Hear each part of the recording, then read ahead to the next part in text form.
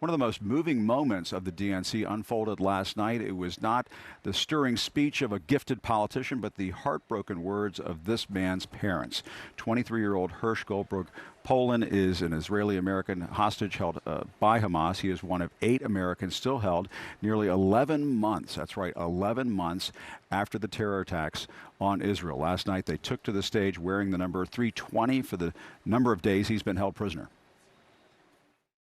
In an inflamed Middle East, we know the one thing that can most immediately release pressure and bring calm to the entire region: a deal that brings this diverse group of 109 hostages home and ends the suffering of the innocent civilians in Gaza.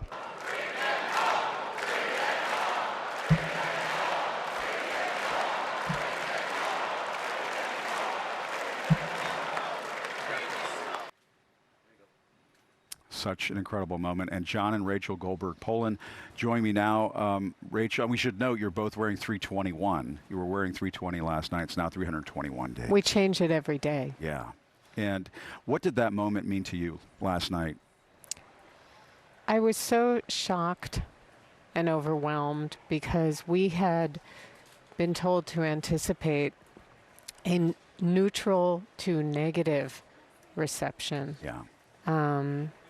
And when we walked out and suddenly there were thousands of people who got to their feet and started to chant, "Bring them home," we were just swelled with support, and it was overwhelming, and I just started to weep. Yeah. I think a lot of people were. John, how did that resonate with you? Seeing that, I mean, because I know this week what we've been hearing is obviously there are protests here. There's a lot of deep opposition to the war in Gaza, but there's still in the hearts of a lot of folks in this country just pain and agony for what you're going through. It's so easy to politicize everything, and that's the danger, and that's what's been happening. But it was heartening last night to see that even before we spoke a word, I think people understood that there's a human side to this story. It's not just an issue. It's not just numbers and ambiguity. These are 109 real human beings with loved ones, with families waiting for them. They're innocents on all sides in the Middle East conflict who are suffering. And I think the people in the room understood that last night. Yeah. That was what was so important.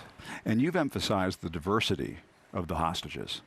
Right. Well, I think that there's a real misunderstanding of who this hostage cohort is, that this is a monolithic group of people. And as I mentioned last night, they are from 23 different countries. They are Christian, they are Jewish, they're Muslims, Hindus, Buddhists. And this is something that gets lost when someone has a very specific reason to create a narrative a certain way.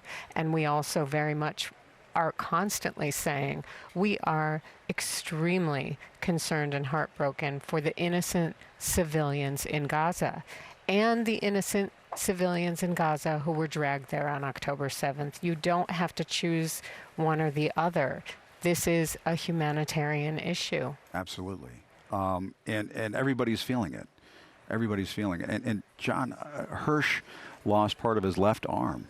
He in did. The text. Do we know, have any idea how he's doing, how he's holding up? 120 days ago, we saw a video that Hamas released of Hersh. It was the first sign of life we had on him in 201 days, and the last sign that we've had since. But that video is something that no parent would ever want to see of their kid with a limb missing, bruising on their face, looking pale.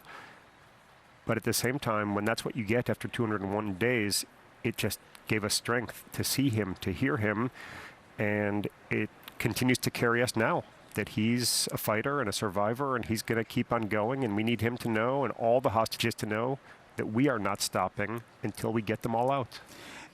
And Rachel, I know I was asking this during the commercial break, but do you have any sense, I mean, there are these talks that are going on right now. Do you have any sense as to where they're going? Are they finally going to get to some kind of resolution so we can bring your son and the rest of those hostages home? Well, we're not any more privy to what is going on behind the scenes than any regular person watching the news or following. We are always hopeful and optimistic. We know that many of the people who are participating in the negotiations and in everything that's happening are really trying to lean forward. At the end of the day, this is up to two men from the two primary parties, Yeah. Prime Minister Netanyahu and Hamas leader Yahya Sinwar.